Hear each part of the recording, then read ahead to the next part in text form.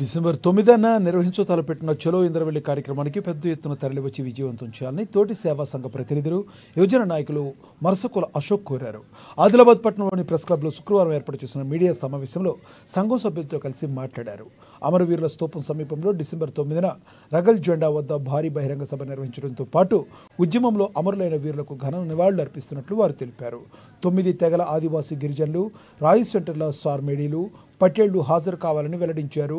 ఉమ్మడి ఆదిలాబాద్ జిల్లా వ్యాప్తంగా పెద్ద సంఖ్యలో తరలివచ్చి ఆదివాసీ ఉద్యమ దినోత్సవ సభను జయప్రదం చేయాలని పిలుపునిచ్చారు.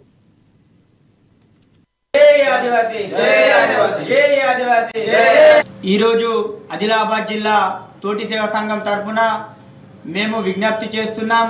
ఏదైతే ఈ నెల డిసెంబర్ 9న చలో ఇంద్రవెల్లిన అమరవీరుల స్తూపం రగల్ జెండా దగ్గర భారీ బహిరంగ సభ ఉంటుంది కాబట్టి అందరూ కూడా ఆ ఉద్యమంలో అమరులైన వంటి వారికి ఆ నివాళులు కూడా అర్పిస్తున్నాం. కాబట్టి అందరూ మా సమాజం నుంచి కూడా తోటి కులస్తులు అందరూ రావాలని మేము విజ్ఞప్తి చేస్తున్నాం. ఉమ్మడి ఆదిలాబాద్ జిల్లాలో మా 9 తెగల నుంచి కూడా మేము సార్మేడి పటేళ్ళు అందరూ కూడా ఈ తుడుం దెబ్బ ఆధ్వర్యంలో కూడా ఈ రాయ్ సెంటర్ ఆధ్వర్యంలో కూడా ఆ భారీ బహిరంగ సభ పెట్టడం జరిగింది.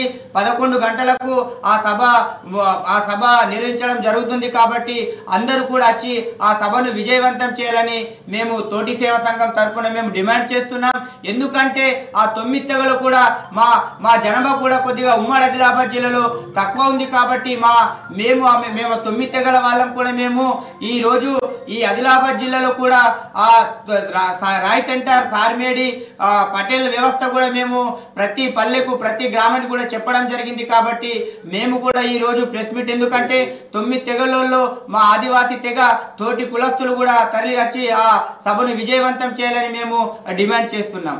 ఈరోజు ఆదిలాబాద్ జిల్లా తోటి సేవా సంఘం తరఫున మేము